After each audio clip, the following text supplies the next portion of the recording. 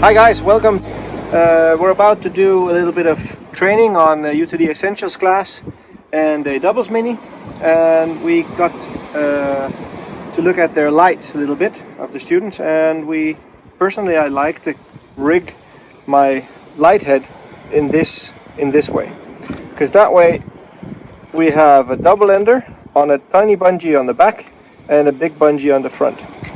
This way, when we want to stow our lights, we can very easily take it into a temporary grip, grab this double ender so the light head is pointing down, move the long hose up and clip it away on our right chest D-ring. Right now the light is pointing at an angle down underneath me, and this is very nice because then you have your hands free but still the light available for signaling, and the peripheral light of the light will actually help you working with stage switches and whatever you're doing, SMB work.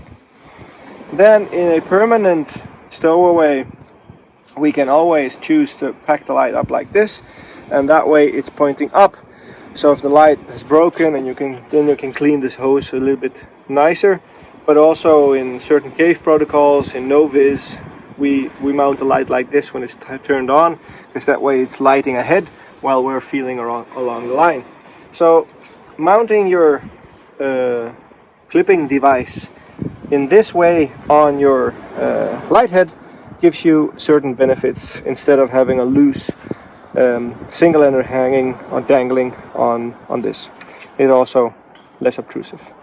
So what do we need? We need a piece of 6mm bungee here and 4mm bungee, a little thinner bungee at the gland, and then a double ender to move over. The reason we use 6mm bungee is, now I don't have any arrows, but in cave diving you can quickly stow an arrow or a cookie or a rem on this line when you need it in a minute. Then you can use this area to quickly temporarily stow it. Makes it nice and easy. So multiple uses, that's what we like. So let's have a look on how we build it on the guys who's holding the camera slide. Alright, so now we put a little piece of bungee here. In this light we could use the gland to tie it off to, and what we want is just an anchor for the bottom part of the double ender. So right now we're taking this thicker 6mm piece of bungee. Usually a Goodman handle has this slit so you can adjust the width for your hand, and it makes perfect sense to put the piece of bungee in there, make a figure 8 knot here, and then the bungee gets routed over the light head like this, and then down into this one, and make a figure 8 knot on the other side as well. That way this one won't catch hoses when you put your light on your chest D-ring. Plus on the other side here, it actually acts as a temporary grip for your thumb when you temporarily want to put your light in your right hand.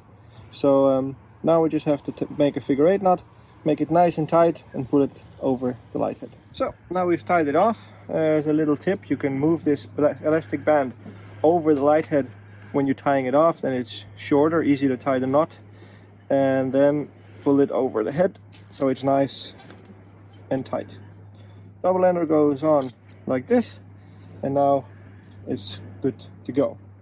I will now show you a little clip underwater on how to stow the light underneath the long hose. We like to dive the light coming from a canister light from the right hip webbing underneath the long hose on our left hand. That way it keeps the light cord from entanglement on the bottom. Plus in the donation we have actually the long hose already clear of the light. That's just the way we like it. But this system should work regardless on where you route your cable. So let's show you underwater how this works.